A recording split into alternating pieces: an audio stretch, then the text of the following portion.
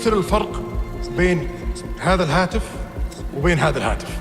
هذا ما سوف نعمله بداخل Neom. Neom. Massive size, 170 kilometers. No cars, no roads. Saudi Arabia has unveiled the exact plan for the line in July 2022. The Crown Prince Mohammed bin Salman wants to build two parallel, 500 meters tall skyscrapers made of reflective glass, which are supposed to span 170 kilometers across desert terrain and mountains. The project is called the Mirror Line, and turning this into reality would be like building 2001 World Trade Centers next to each other, not only once, but twice. As only 12 skyscrapers across the globe have breached the 500 meters height limit so far, constructing 4,000 of them simultaneously and in the same area seems like a far-fetched notion. So why has Saudi Arabia announced something so insane? Could this be the start of the world's greatest mega project ever? Or will Neom face the risk of failure leading to its abandonment? Join us on this as we seek answers to this thought-provoking questions. Stay tuned to uncover the mysteries, witness the progress, and explore the future of Neom. Remember to subscribe to our channel and hit the notification bell to catch all the updates. Welcome to Neom, where the quest to answers begins. So, what is the Mirror Line exactly? It's made up of two 500-meter-high buildings that will run parallel to each other across 170 kilometers of desert terrain. These parallel structures will have mirrored exteriors and just 200 meters of space in between to house a city of 9 million inhabitants. Starting at the coast of the Gulf of Aqaba in the Red Sea, the linear city will traverse the country, running through mountains and desert terrain. The two mirrored facades will be connected via walkways. Most of the interiors will be vertically built and will contain public parks, offices, and homes on top of each other. Essentially, they intend to construct a traditional city's infrastructure in a vertical arrangement. The Mirror Line is not just the biggest mega project ever proposed. It's a new way of living. There would be no cars, and everything you need would be accessible within a 5-minute walk. All of the energy used would be generated from wind and solar farms, with water coming from a carbon-free desalination plant, making the line a zero-carbon city and completely sustainable. This proposal caused a mixture of shock, awe, and suspicion.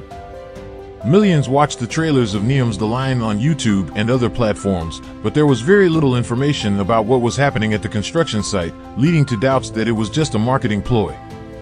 Then, 3 months after Mohammed bin Salman's presentation, something unexpected occurred. The construction actually began. On October 19, 2022, OT Sky released drone footage of the construction site. Dozens of excavators are seen in the video, digging trenches in the desert that will form the foundation of the line. It appears to extend very far inland, but it is not clear how far exactly. They might be near the mountains in the background. On the official map found on Neom's website, the line begins at this bay and passes through these mountains. The footage was probably shot here because of the topography and the fact that the sea is visible in the distance. So the excavations may already be 10 to 20 kilometers long. On top of that, numerous infrastructure developments can be seen on Google Maps, such as offices and camps close to the mountains, a Neom community with a football field and swimming pools, and a Neom Experience Center. As the images on Google Maps are not most recent, it is likely that there are even more developments now.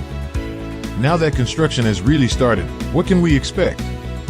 There's nothing else like this in the entire world, so it's impossible to predict what will happen exactly. However, there are 3 potential outcomes. The first possibility is that construction of the line will cease in a few months or years without anyone moving in. Like the Jeddah Tower and the Dubai Creek Tower, both of which have had stunning renderings presented and great promises made, have failed to be completed after construction was started.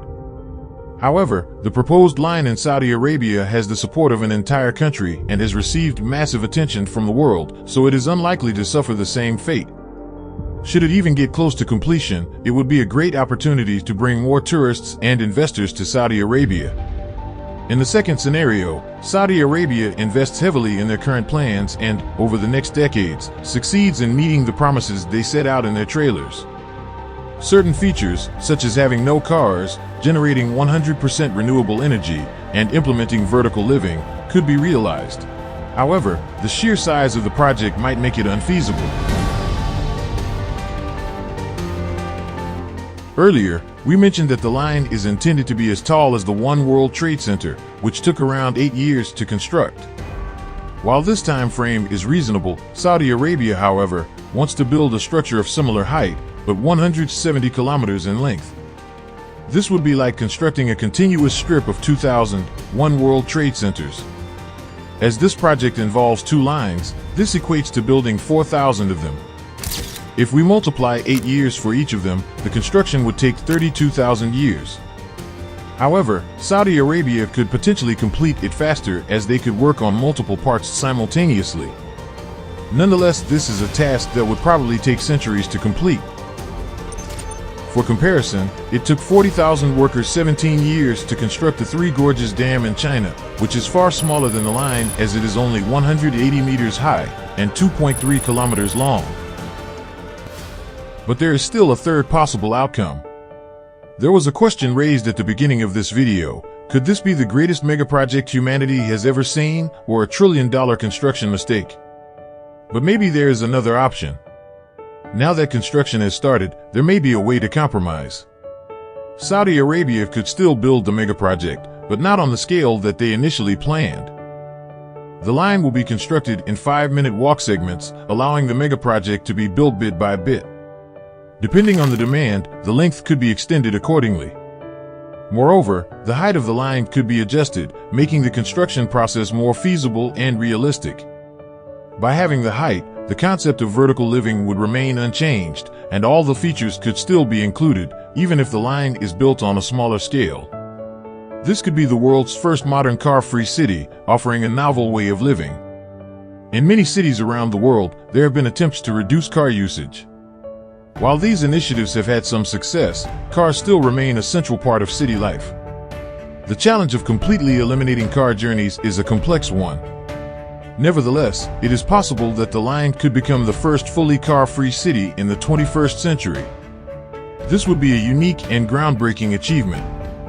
It is planned that all amenities necessary to a community are accessible within walking distance, or, if not possible, there is the option of using a proposed underground railway system for longer journeys.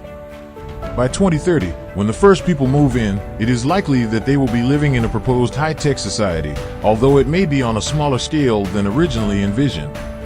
So, which of these outcomes is the most likely, and what are experts saying about this insane project? Although the feedback for this megaproject has so far been mostly positive from all over the world, there have been valid criticisms over its construction ideas. They want to build a city with a 100% sustainable transport system and zero emissions. However, there's no mention of the enormous carbon footprint that constructing something like this would cause. According to estimates from Oldfield at the University of New South Wales building, the line would produce nearly 2 billion tons of CO2, which is more than the amount of CO2 released in the United Kingdom over a 4-year period. The promise of a carbon-neutral city seems unlikely when taking into account the huge emissions caused by the construction process. Furthermore, critics have been swift to point out Saudi Arabia's human rights record and are already calculating the human cost of Saudi Arabia's plans. There are a multitude of native tribes who have resided in cities and villages for centuries in the region. ForeignPolicy.com reports that around 20,000 people will be forced to make room for Neom.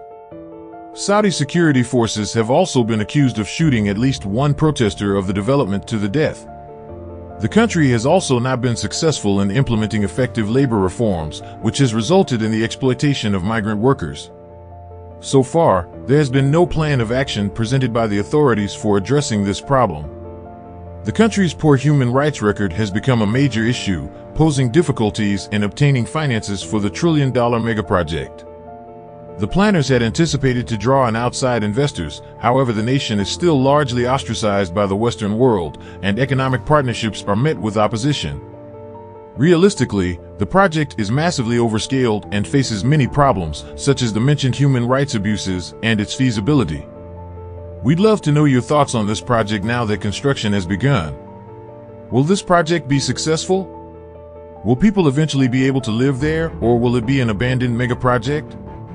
Please leave your comments down below. Thanks for watching and supporting our videos, and we'll see you in the next one.